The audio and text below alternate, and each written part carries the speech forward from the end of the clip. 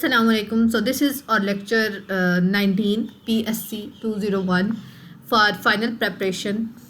हमने पढ़ना है कि नेम क्या है. नेम जो है ये क्या है, ग्रुप ऑफ कंट्रीज़ है जिन्होंने कोल्ड वार के जो पावर ब्लॉक्स बने थे उनको ज्वाइन ना करने का फैसला किया था. इनका जो मेन मकसद था ये पीस को प्रमोट करना चाहते थे, आज़ादी को प्रमोट करना चाहते थे और जो तरक्की पजीर ममालिक थे यानी जो डेवलपिंग कंट्रीज़ थे जो अभी डेवलप हो रहे थे उनके दरमियान कोऑपरेशन इनका गोल था. अब कंट्रीब्यूशंस क्या थी नेम की, तो इनकी जो मेन कंट्रीब्यूशन थी वो ये थी कि इन्होंने डेवलपिंग कंट्रीज़ को सपोर्ट किया. इन्होंने क्या किया, डेवलपिंग कंट्रीज़ को सपोर्ट किया. किस में? इंटरनेशनल ट्रेड में और इकनॉमिक इशूज़ में.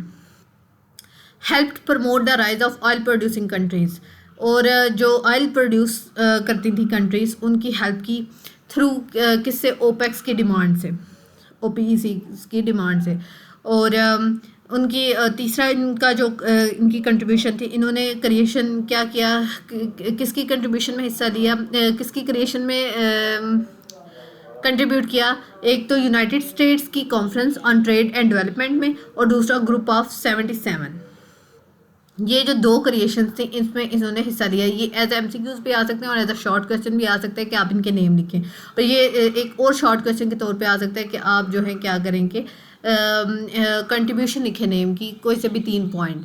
तो इस तरह के शॉर्ट क्वेश्चन आ सकते हैं. पर उन्होंने एक और क्या किया कि इन्होंने न्यू इंटरनेशनल इकोनॉमिक ऑर्डर का आइडिया प्रमोट किया जिससे जो इकोनॉमिक रिलेशन से रिच और पुअर कंट्रीज़ के दरमियान और मुनसिफाना और ज़्यादा जो है इंसाफ पर मबनी हो सकते थे. अब प्रॉब्लम्स क्या हुई, ये भी शॉर्ट क्वेश्चन आ सकता है कि what are the 3 problems faced by NAM. तो NAM became very large but could not achieve many of its major goal. इसके जितने भी बड़े मेजर गोल थे वो इसको अचीव नहीं कर पाया. और इसकी जो मेंबर कंट्रीज़ थी वो अक्सर फेल हो जाती थी झगड़ों को ख़त्म करने के लिए. और इनके जो बहुत सारे मेंबर्स थे उन्होंने एक्टिवली कंट्रीब्यूट नहीं किया. किसमें? To make the organization effective, कि ऑर्गेनाइजेशन जो है हमारी इफेक्टिव बने, उन्होंने इसमें जो है कंट्रीब्यूट नहीं किया. आगे है कि नेम जो है स्टिल इम्पोर्टेंट. क्यों इम्पोर्टेंट है? This is also a short question. इसको इसीलिए पॉइंट्स में लिखा है ताकि आपको याद करना ईजी हो. तो NAM is why NAM is important. These are the very important short question. तो आप इसको ज़रूर याद करना. Why NAM is still important, इसका ये इसलिए इम्पोर्टेंट है पीसफुल को एग्जिस्टेंस के लिए, किसमें? नेशंस के दरमियान. और इनका जो बेटर रिलेशन है between developed countries and developing countries are still needed. और नेम प्रोवाइडेड अ प्लेटफॉर्म. उन्होंने कौन सा प्लेटफॉर्म प्रोवाइड किया ताकि डेवलपिंग नेशन जो हैं वो आपस में कोऑपरेट कर सके. अब आगे जो है नेम की जो है क्रिटिसिज्म हुई. सबसे पहले कहाँ पे वो क्रिटिसाइज़ किया गया? Failure to promote peace. ये जो बड़े पॉइंट्स होते हैं ये आपको जो बीच में जो छोटी छोटी बातें उनको याद रखने में ज़्यादा आसानी देता है. तो आप इनके बड़े पॉइंट्स को अच्छी तरह समझ लें तो आपके लिए बीच में जो बातें लिखी हुई हैं ये आप खुद से लिखना भी इजी हो जाएगा. तो इनको पीस को प्रमोट करने में कैसे ये फेल हो गए कि बहुत सारे जो मेंबर्स थे मेंबर स्टेट से वो क्या थे, किसमें इन्वॉल्व हो गए? वार्स में और कन्फ्लिक्ट में, जैसा कि कम्बोडियन सिविल वार और Iran Iraq war.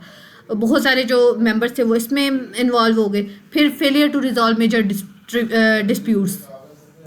Name could not effectively solve the Middle East conflict, the Kashmir dispute between Pakistan and India, the Cyprus issue between Turkey and Greece. आगे जो है difference between words and actions के name leaders जो है वो unity और cooperation की बात करते थे लेकिन खुद जो है उनमें से बहुत सारे ने यूनाइटेड नेशंस को वोट दिया. And then the positions agreed upon in name meetings. अब name and Pakistan. Why Pakistan could not join initially. Pakistan जो है पहले इसका मेंबर नहीं बन सकता था. वो किसका हिस्सा था? सेंट्रल ट्रीटी ऑर्गेनाइजेशन का और South East Asia treaty organization का. और नेम जो था उसको क्या चाहिए था? Countries to remain non aligned, ताकि वो किसी के साथ ना जुड़े. पाकिस्तान कुड नॉट ज्वाइन क्योंकि वो अलाइंसेस था. पाकिस्तान जो था वो पहले अलाइंसेस था और नेम को जो है वो अलाइंसेस नहीं चाहिए थे, उनको जो है नॉन अलाइंड पर्सन चाहिए था. इसलिए पाकिस्तान जो है पहले उसमें ज्वाइन नहीं कर सका. उसके बाद पाकिस्तान की पॉलिसी चेंज हुई. इन 1970s में क्या हुआ कि पाकिस्तान की पॉलिसी चेंज होगी. Pakistan realize it needed a broader foreign policy. उनको एक बड़ी फॉरेन पॉलिसी चाहिए. तो जिसकी वजह से पाकिस्तान ने क्या किया? सेंटो से विड्रू किया 1972 में. फिर सेंटो जो है उसने 1979 में ख़त्म हो गया और पाकिस्तान जो है वो फिर नेम का हिस्सा बन गया. सेंटो जो है सेंट्रल ट्रीटी ऑर्गेनाइजेशन की बात हो रही है, सेंट्रल ट्रीटी ऑर्गेनाइजेशन की. और इसकी बात हो रही है नेम और जब वो ख़त्म हो गया तो पाकिस्तान जो है वो नेम मेंबर का हिस्सा बन गया एट द हवाना समिट में। उसके बाद पाकिस्तान की इम्पोर्टेंस क्या है नेम में, तो पाकिस्तान जो है एक इम्पोर्टेंट रोल प्ले कर सकता है क्योंकि एक बड़ी मेजर मुस्लिम कंट्री है, एक बड़ी मुस्लिम कंट्री है और ये पीसफुल को एग्जिस्टेंस अमंग नेशंस को जो है सपोर्ट करती है और ये इंडिपेंडेंस और बैलेंस फॉरेन रिलेशंस जो है फाइंड करती है, मतलब रखना चाहती है, seeks independent and balance foreign relations. तो अब यहाँ पे ये हमारा सारा ये जितने भी पॉइंट्स हैं these are very important short question, ये सारे शॉर्ट क्वेश्चन में आ सकते हैं, उनमें से अगर कोई चाहे तो लॉन्ग में भी आ सकता है। जैसे क्रिटिसिज्म ऑफ नेम जो है ये एक लॉन्ग क्वेश्चन भी हो सकता है, नेम एंड पाकिस्तान भी एक लॉन्ग क्वेश्चन हो सकता है, लेकिन ये as well as short question भी हो सकता है। तो आपको इस तरह से याद करने में बहुत ज़्यादा आसानी होगी रादर देन आप वो नोट्स पढ़ें जो वहाँ पर लिखे हुए हैं। तो वेरी शॉर्ट एग्जाम नोट्स क्या हैं कि रोल ऑफ नेम क्या है कि इसने कोऑपरेशन और पीस को प्रमोट किया और इसने क्या किया, supported UNCTAD G77 and NIEO और इसने पीस और इकोनॉमिक जस्टिस के लिए काम किया। उसके बाद क्रिटिसिज्म क्या हुआ कि ये वॉर्स को रोकने में नाकाम हो गई और बहुत सारे जो मेंबर्स थे उन्होंने नेम को खुद इग्नोर कर दिया और फिर जो है बहुत सारे जो मेजर डिस्प्यूट्स थे वो ये सॉल्व नहीं कर पाया। नेम एंड पाकिस्तान में क्या था कि पाकिस्तान जो है पहले ये सेंटो और सीटो का हिस्सा था, फिर जब सेंटो ख़त्म हुई तो फिर पाकिस्तान मेंबर बन गया और पाकिस्तान जो है वो